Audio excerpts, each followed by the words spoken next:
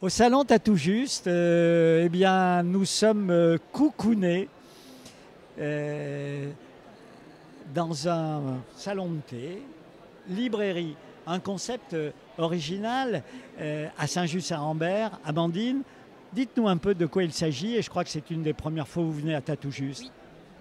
Alors oui, nous sommes une librairie coopérative qui a ouvert il y a un an, un peu plus d'un an. Donc coopérative, c'est-à-dire qu'elle appartient à ses coopérateurs qui ont souscrit une part.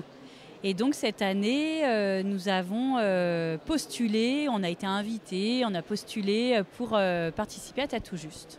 Voilà. Alors, coopérateur, coopératrice, ben voilà une coopératrice. Les raisons de votre engagement? Eh bien, quand j'ai appris, j'habite Saint-Just-Saint-Rambert déjà, et quand j'ai appris que ce projet était en route, il n'était pas encore créé, mais qu'il y avait un appel à souscription pour des coopérateurs, j'ai trouvé que c'était vraiment chouette qu'il y ait ce genre de projet sur Saint-Just-Saint-Rambert et qu'un lieu où on pouvait se poser, déguster un bon thé et en même temps être dans une ambiance de livre manquait. Et donc j'ai décidé de soutenir le projet en prenant quelques parts. Voilà. Alors vous n'êtes pas la seule parce que je crois que les coopérateurs sont nombreux ou coopératrices sont nombreux, dites-nous. On est plus de 210 coopérateurs et coopératrices.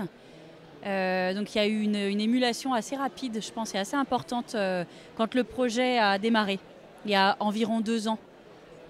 Voilà, donc le projet démarre et puis après il faut trouver un local, il faut trouver des compétences, il faut mettre en œuvre concrètement les choses. Alors ça se passe bien. Vous êtes basé exactement où? Alors on est place Jean Monnet. C'est une place qui se trouve juste à côté de la place de la République, la place du marché de Saint-Rambert. Ça se passe plutôt bien, on est content. Les coopérateurs sont de plus en plus nombreux, les clients aussi, et on a toujours plus d'idées et d'animation, donc on est très très content. Alors c'est ça qu'on va évoquer maintenant parce que bien sûr on vend des livres, on boit du thé, mais pas que. Le charme et l'originalité, c'est que les activités sont innombrables, je pense. Comment vous êtes organisé?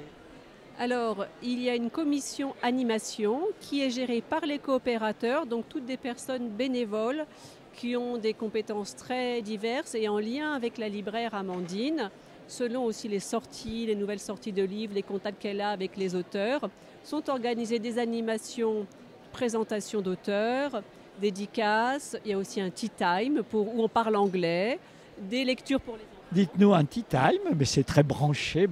Alors, on parle de bouquins en anglais? Yes, we are talking English and we are drinking tea. Trop bien. Voilà, peut-être aussi des choses pour les enfants, sans doute. Des lectures et des conteuses qui viennent. La semaine dernière, on a une coopératrice qui est venue animer une lecture conte plutôt, des contes. Donc on a souvent, 1 ou 2 fois par mois, on a des conteuses qui viennent ou des lectrices. Lecture, Halloween, on a fait Halloween il n'y a pas longtemps. En fait, je pense qu'il y a des animations toutes les semaines. Donc, faut tenir le coup. Hein. Oui, mais c'est la force de la coopérative. C'est que du coup, moi, je me suis occupée d'inviter des écrivains. On a eu des dédicaces récemment, mais tout ce qui tourne autour d'animation, de lecture, tout ça, c'est la commission animation qui s'en est occupée. La dernière grosse animation, je pense que c'était l'intelligence artificielle. Donc il y a eu toute une après-midi et soirée autour de l'intelligence artificielle avec des professionnels, des chercheurs de la fac de Saint-Étienne qui sont venus présenter des outils lors d'ateliers et qui ont mené une conférence le soir. Donc ça, c'était vraiment intéressant. On voit que, disons, l'animation classique, un écrivain qui vient présenter son livre et qui signe, c'est super, mais pas que. Plein d'autres choses au gré de l'imagination des coopérateurs. Il y a d'autres commissions, la commission animation est certainement très importante, d'autres commissions? La commission Salon de thé, par exemple, qui a eu à cœur de s'approvisionner localement, majoritairement en produits bio. Donc c'est aussi un engagement de la librairie Salon de thé.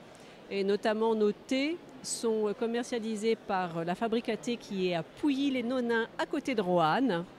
Nos jus de fruits, c'est l'arbre à jus à Saint-Priest-en-Jarret. Incontournable. Voilà, le café, c'est Couleur Café à Saint-Romain-du-Puy. là encore, circuit durable. Voilà, on a aussi des colas qui sont le Bugna Auvergnat Cola, donc des colas locaux.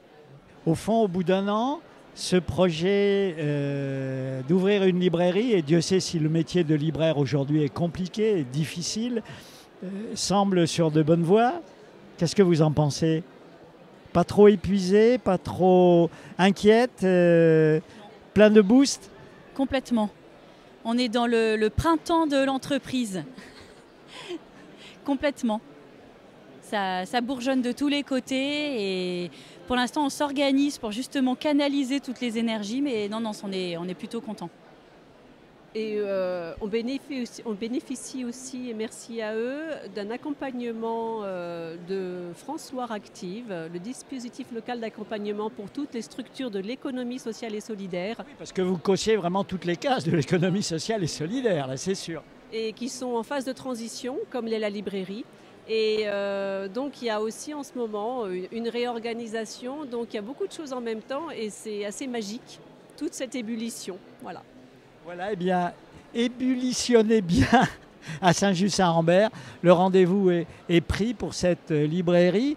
Peut-être dernière question, cette enseigne, elle est un petit peu étrange, Nos Madeleines de Proust. Alors, moi je suis salariée et je suis arrivée à l'ouverture de la librairie. Elle existait déjà? Et ben, l'entreprise était déjà créée. Je suis arrivée à l'ouverture, mais elle était déjà créée depuis 6 mois juridiquement et puis elle germait dans la tête de 3 coopératrices fondatrices depuis, à mon avis, plusieurs années pour certaines d'entre elles. Donc l'idée c'était d'associer au départ la nourriture, le café, le restaurant avec la librairie. Donc elles avaient trouvé ce nom de librairie qui parle de littérature, qui parle de gâteaux et de gourmandises. Et de gourmandises. Voilà.